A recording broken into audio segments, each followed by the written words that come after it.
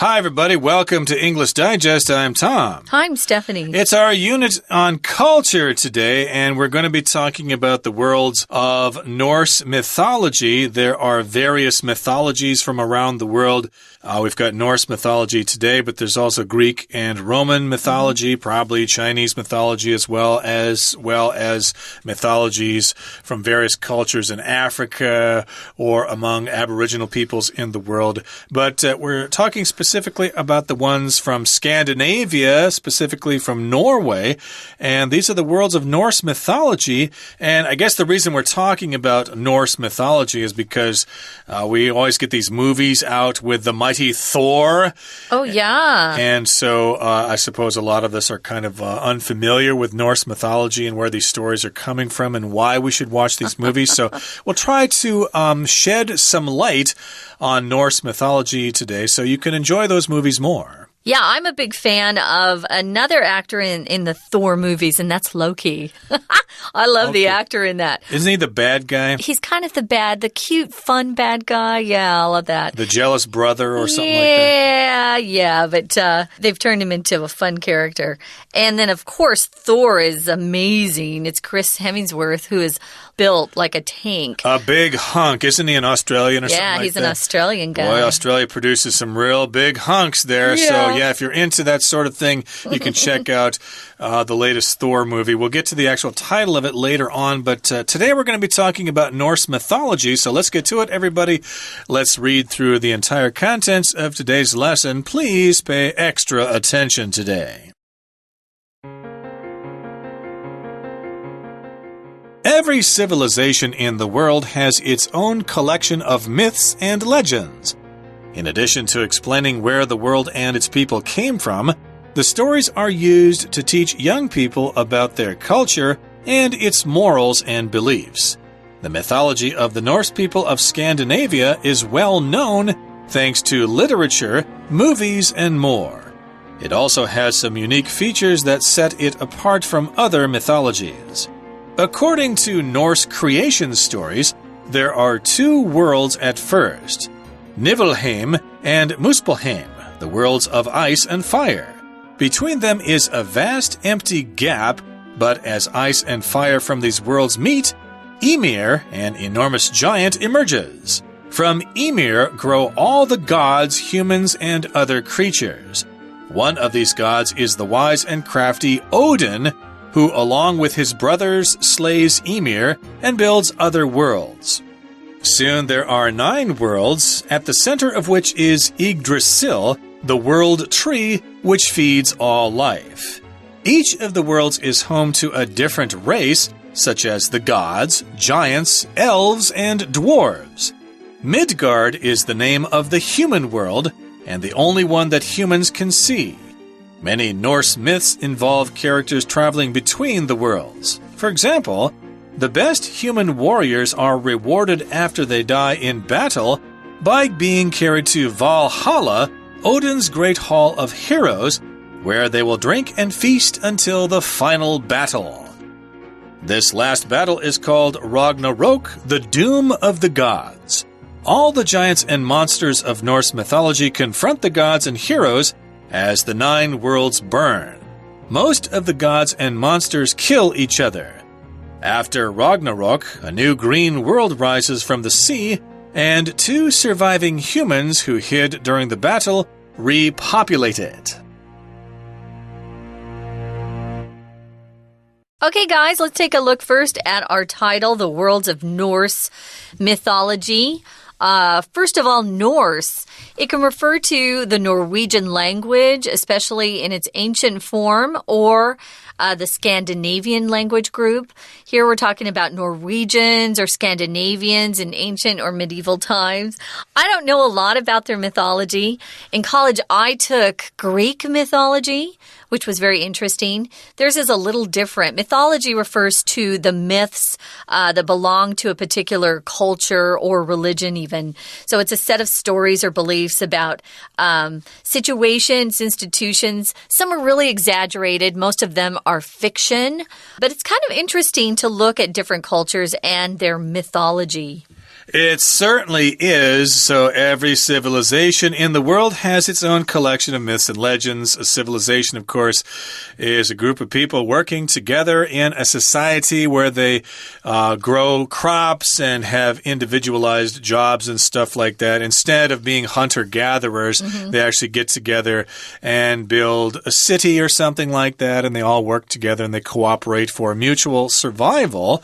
And each of these civilizations has their own collection of myths and legends. A collection means they have all these things brought together. You might have a collection of things at home, like a collection of hats from around the world. I don't really have a collection myself. I have a pig collection. Oh, that's right. You've talked about that before, like little stuffed animals or carvings. They're mostly carvings, like a jade. I have a jade pig.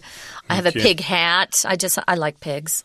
So I suppose you like eating bacon and stuff like that. I love bacon, yes. Okay, so anyway, that's a collection of pigs there.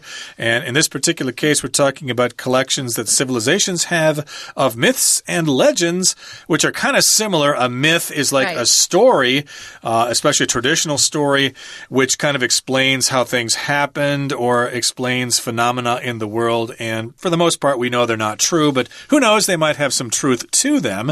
And then we've got legends, which tend to be like stories about heroes and things like that, and they're about history, like the legend of King Arthur, for example. When I see the word legend, I usually think of like some famous person doing great deeds, and then that person is remembered forever because of that. So in addition to explaining where the world and its people came from, these myths and legends are stories that are used to teach young people about their culture and its morals and beliefs. So every culture has its own morals and beliefs. Morals are principles of right and wrong, especially when you're talking about someone's behavior. So if someone is very moral, they're upstanding, they try to do what's right and stay away from doing things that are wrong or evil. But it also, these myths and legends also talk about the people's beliefs. So the mythology of the Norse people of Scandinavia is well known thanks to literature. Those are books, any sort of writing, movies, and more.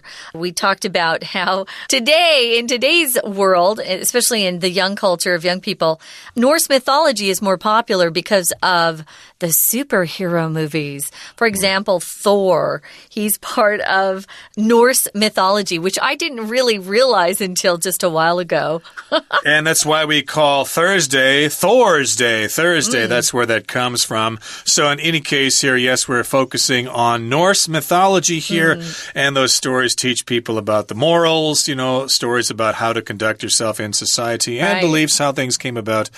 And, of course, Scandinavia refers to Sweden, Norway, Denmark, countries like that in Northern Europe. And, of course, it's well known thanks to literature, as we said, books and movies. It also has some unique features that set it apart from other mythologies. So China, of course, has mythology like Pangu, Kaitian, and Ho-ish. Those are stories from Chinese mythology. And, of course, we know ones from Greek and Roman mythology. But, hey, maybe you don't know anything about Norse mythology, and it sounds very interesting to me. So that's what we're here to find out today, because it has some unique features. Unique means it's special to that particular thing, and you're not going to find it anyplace else. Yeah, it's kind of a one-of-a-kind thing. Maybe some of you own something that's very unique, hard to find, very special. So it is also, we're talking about Scandinavia, it has some unique features that set it apart from other mythologies that make it different and special. It's not the same as Greek and Roman mythologies that are probably a little bit better known or well known. If you set something apart from something else, you're saying that that thing that is set apart from other things is different from the rest, and it's kind of special. You might feel like you want to set yourself apart from other students by studying more, getting the best grades, do something that makes you stick out or stand out. That's another phrase you could use.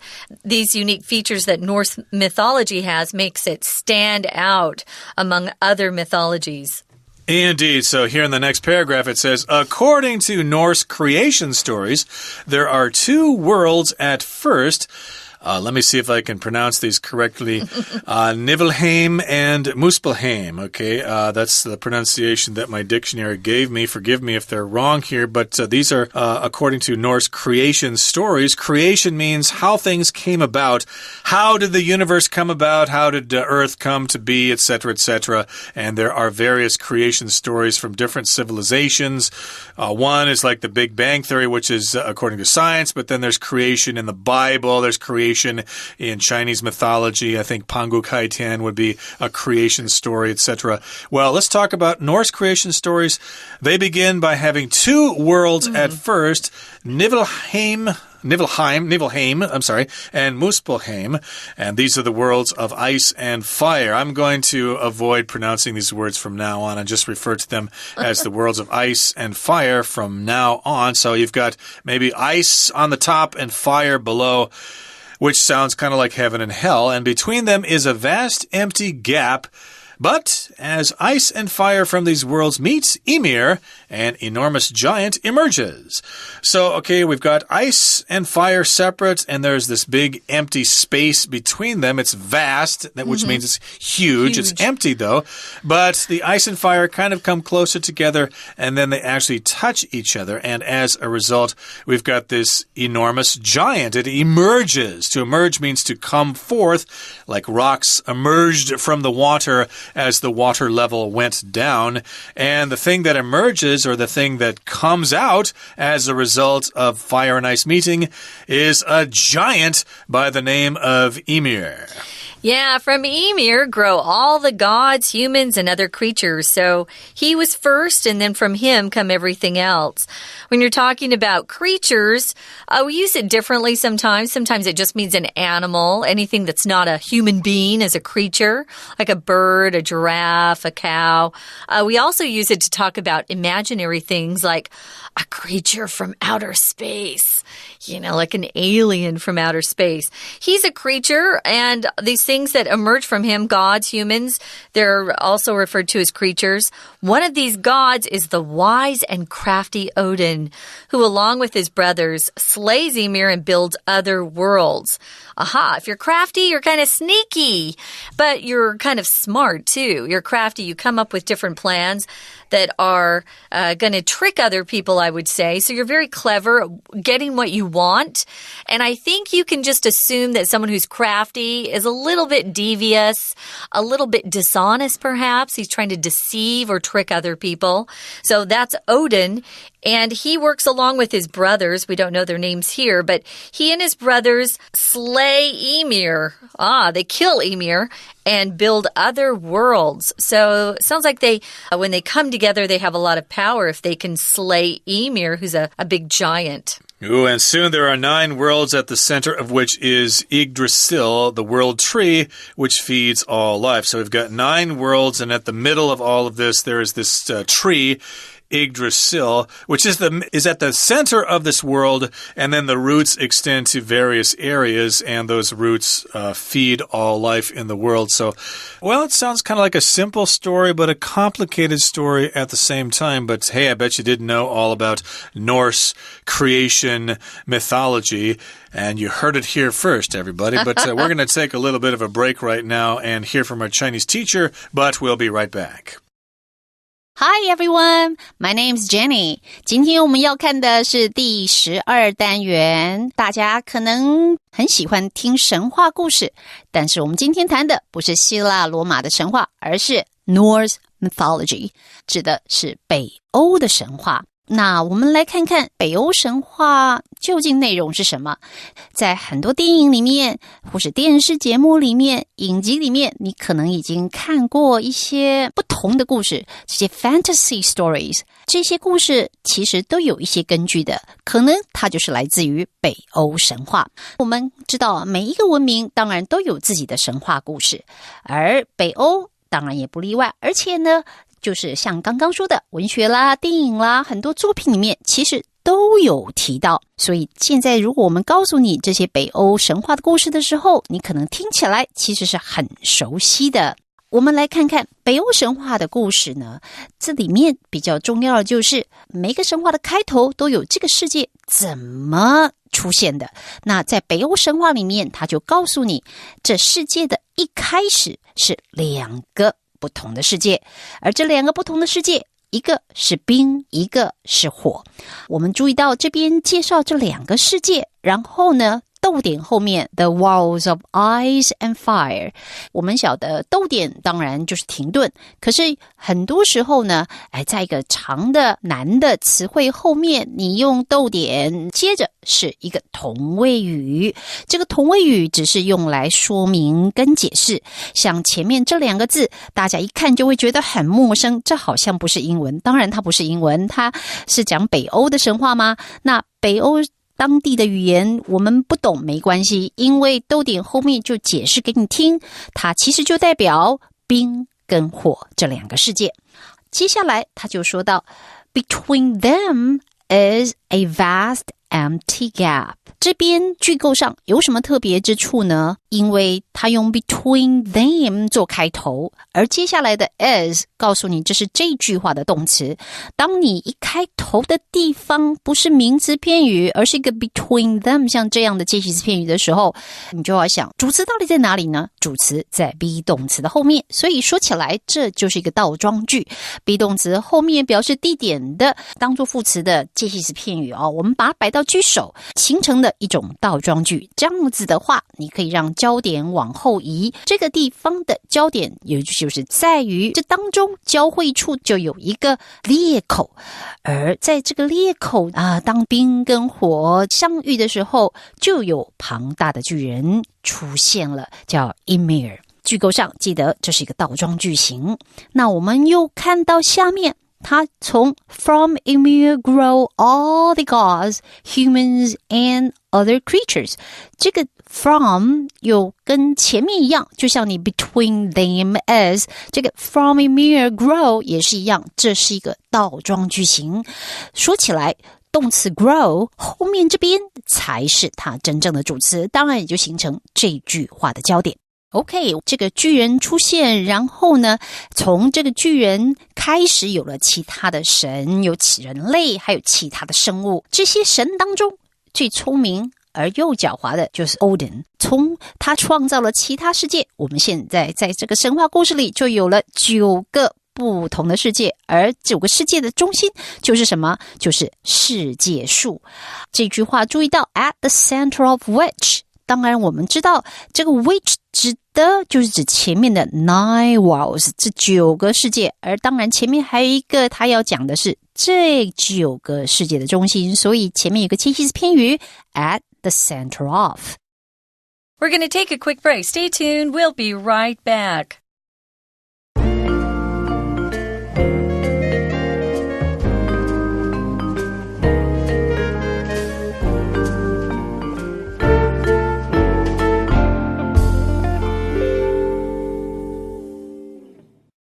Welcome back, guys. We're talking about the worlds of Norse mythology. That's not easy to say, Norse mythology. Now, every civilization in the world has its own myths and legends. We've been talking about the Norse myths and legends. The mythology of the Norse people of Scandinavia is well known because of lots of books, literature, things that we've read, movies, which are really popular nowadays, which have Thor and Loki and those characters. They come from Norse mythology. It's also got some really unique features that make it different or set it apart from other mythologies. Now, we kind of took our break after we talked about the Norse creation stories. There were 2 worlds at first, Niflheim and Muspelheim. Weird words, but that's their language. They were the worlds of ice and fire. And between them, there was this vast empty gap. A big space was, between them. But as ice and fire from these worlds meet, they come together. Ymir, who is an enormous giant, a huge giant, emerges. And from him grow all their gods, humans, and other creatures. Now, one of these gods that came from Ymir was the wise and crafty Odin. Kind of a tricky guy, a deceitful guy, who worked along with his brothers and slayed Ymir, and they went off to build some other worlds. If you slay someone, it's kind of an old-fashioned word that means to kill. You know, he was slain is the past tense of that. He was slain by someone. So soon there are 9 worlds, at the center of which is Yggdrasil, which is a weird word, the world tree, which feeds all life. So you can see from this that their mythology is quite different from what we're used to, at least people in North America, and even here in Asia, very different mythology. It's very creative, though. I like it. It's pretty cool. And, of course, there's going to be lots and hundreds of other stories based on this creation story. But in any case, each of the worlds, remember now we've got 9 worlds, each of the worlds is home to a different race, such as gods, giants, elves, and dwarves, and probably other ones. So we've got 9 worlds with different kinds of races, different kinds of creatures living in those different worlds. Gods, of course, really powerful creatures. Giants, which are really big. Elves, you see elves in fantasy stories all the time. They're just like little creatures with pointed ears, and they probably have some magic powers. And then we've got dwarves, which are, human-like creatures that just aren't very tall. Yeah. And Midgard is the name of the human world, and the only one that humans can see. So yes, Midgard is where we live, the human world where we people live. But we can only see Midgard. We can't see the worlds of the other creatures. We can't see the gods. We can't see the giants. So they're still there. I suppose they're kind of like parallel universes to a certain extent. But I suppose these worlds meet from time to time, and we get some interesting stories as a result. So many Norse myths involve characters traveling between the worlds. For example, the best human warriors are rewarded after they die in battle by being carried to a place called Valhalla, Odin's great hall of heroes, where they will drink and feast until the final battle, whenever that is. So if you're a warrior, you're somebody who's very proficient, very much an expert at fighting. So you're an experienced soldier or fighter, you're a warrior. You're somebody who just is really good at fighting battles. So the best human warriors are rewarded after they die in battle. That's when they really get their prize. If you are rewarded, you've done something and people want to recognize what you've done. So they give you some sort of prize, or maybe a plaque, or maybe, I don't know.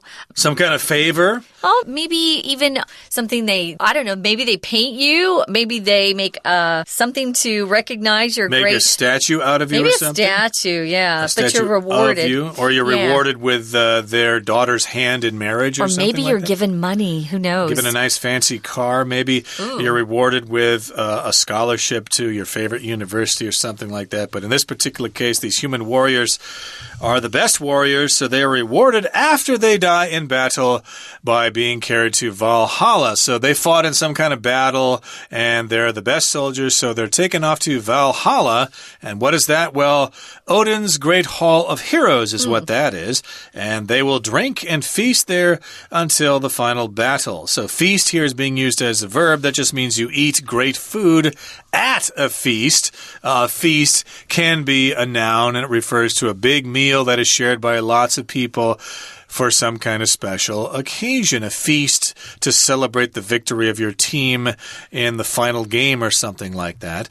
But this seems kind of illogical to me, because if they're going to fight in a final battle later on, they shouldn't be fattening themselves up with good food. They should be out there training and lifting weights and stuff like that, practicing their archery skills or whatever, not sitting down, getting drunk and fat. Yeah, it sounds like they're just going to be drunk and really huge as that final battle approaches. Now, this last battle, they've named it, they call it Ragnarok. It's the doom of the gods. Doom means like death, destruction. We'll often use doom in the word doomsday. Oh, doomsday is happening, like the end of the world. So it's the doom of the gods. We don't use doom a lot. I guess, if you're going to get fired, you might consider a meeting with a boss, something, my doomsday is coming right now. But all the giants and monsters of Norse mythology confront the gods and heroes as the 9 worlds burn. Sounds pretty dramatic. If you confront somebody, you go right up to them and you face them. Usually you're having some sort of argument with them. It's kind of hostile. It's not fun. A lot of people people like to avoid confrontation, which is the noun form. If they see that there's going to be some sort of argument or fight or disagreement, they kind of walk away. They don't want to deal with it. But sometimes you have to just confront people about some problems you're having and get to the bottom of it. Well, these guys are going to confront the gods and heroes as the 9 worlds burn. Oh, sounds like a terrible situation, and most of the gods and monsters kill each other, which doesn't sound too pleasant. And after Ragnarok, a new green world rises from the sea, and 2 surviving humans who hid during the battle repopulated. I assume these 2 humans are a male and a female, so everything was destroyed. There was some big Armageddon there in Norse mythology, so everything kind of settles down later on. A new green world comes up out of the sea. We've got 2 humans there, maybe like their own Adam and Eve there, and they repopulate the world, which means they bring people back into it. There were people there before. They all got killed or they disappeared, and now you're putting people there in there again. So you repopulate it. You bring people in again. Cool. Well, we're going to find out more about this, but you'll have to stay tuned for our next program. Right now, we're going to listen one more time to our Chinese teacher. 我们继续来谈北欧神话。当然，神话故事里面常常都是错综复杂的，像刚刚提到这个世界的起源，提到9个世界的中心，然后呢，它这个中心后来孕育出来了不同的种族的家园。这些不同世界里头各有神，有巨人，有精灵，有矮人。诶，这是不是又让大家回想到，如果你看过魔戒，这魔戒的故事里面不就是这样吗？没错啊，其实我们说起来，在电影在文学里面好像都有这些影子，告诉我们哦，怪不得小说是这样写的。那我们这边就要提到一个米德加，这就是人类的世界。当然他后面还介绍给大家，在这个神话里头，他其实呢说到人类的勇士，他在战死后会得到奖励，然后被带到另外一个叫瓦尔哈拉的地方，在这里他可以大肆的艳艳，然后直到他参加了最后的战役。最后这一段就告诉大家，所谓的最后战役，它叫做诸神的黄昏，而这也就是神指的末日。因为当那天到来的时候，一场大战展开，互相厮杀。最后就告诉你，在这个诸神黄昏这场战役之后呢，将会有一个崭新的绿色大地从海中升起，而有2位在这个战争中藏起来，然后幸存活下来的人会接着再次开始生养繁衍。 OK， 我们今天的讲解就到这边结束，下次见。 Okay, everybody, that's it for today. It's very fascinating learning about Norse mythology, and I'm looking forward to our next lesson to learn more about Norse mythology. Hopefully, you all feel the same. From all of us here at English Digest, I'm Tom. I'm Stephanie. Goodbye. Bye.